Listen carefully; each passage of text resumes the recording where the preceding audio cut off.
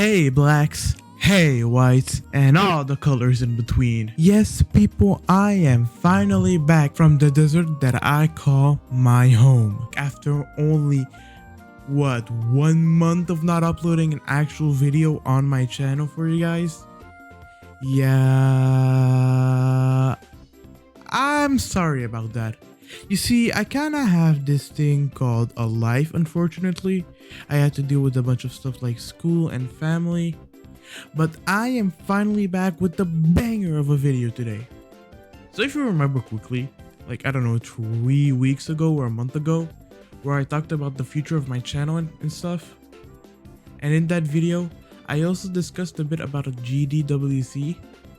They are the people who gave me both games that I am reviewing in today's video. But before we get into the reviews, let's talk about GDWC and today's partner. Yep, you heard that right, a partner, not a sponsor. The GDWC, which stands for the Game Development World Championship, is an annual competition for game developers, game development students, and anyone interested in game development to join in. So even if you don't know anything about development, like me unfortunately, you can still join. This year's competition will start on January the 1st, 2020, but you better be quick, because the last day to be able to enroll is the 31st of December.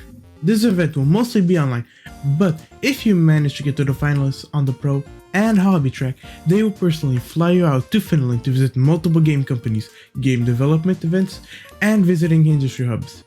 But the main reason as to why I decided to partner with these guys is because of the motive as to doing this event. They want to give the new developers a chance and a new opportunity for them to show their games to a larger audience, and this is all free, by the way. If you guys want to join, make sure to go on the website and click the enroll button. Finally, if you guys enjoy this video, make sure to hit that subscribe button. Only a small percentage of you guys are subscribed. And with that said, let's start with the review.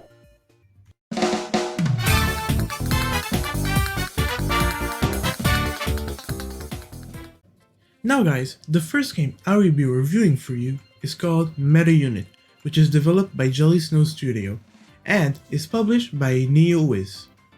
Meta Unit is an action RPG adventure game with a hint of bullet hell thrown in there. In the game, you play as a soldier called Joanna, who is on a mission to capture her sister who has committed treason and of course save the world.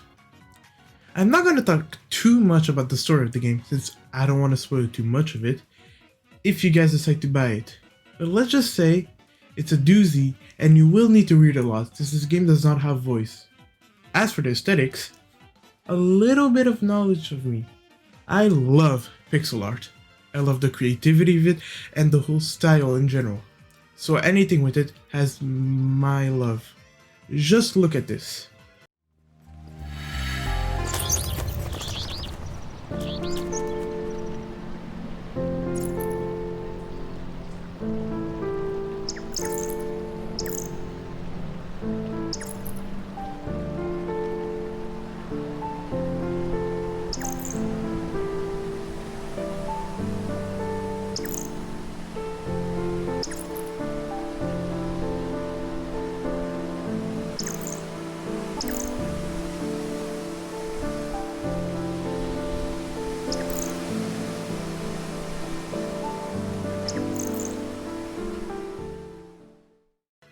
Also, I like this art style for, let's just say, research human biology. The music and sound effects are really good too. Everything sounds and feels right and fits perfectly with the pixel art style. They nailed that aspect of the game, and it shows extremely. They also have multiple weapons, equipment, and enemies, all unique and well animated. Unfortunately, I'm gonna have to start bashing on the game now on some aspects. Firstly, this game can be confusing on what to do at the start. Sure, they do put an arrow here, but I just thought that was like an endless arena mode, not the story. But after figuring out that you basically have to non-stop avoid shit and make it to the next level into the boss fight, The game went along well. However, when you do make it to another area, you are severely underwhelmed with how little your weapons do and how much damage you take. But to be honest, that it's confusing on what to do first and how much time it takes to move up in the story, there isn't really any issue with this game. It's a solid time killer, and there are more modes to this game if I had to actually finish the story first, but I couldn't. I would give it a 7.5 out of 10. Of course. If I had played more, I could have experienced the other mods and gave a bit more of a bigger result. But if I did that, I would never have time to finish this upload since it's already taking me a month to do this upload. I'll have to move on to our second game now.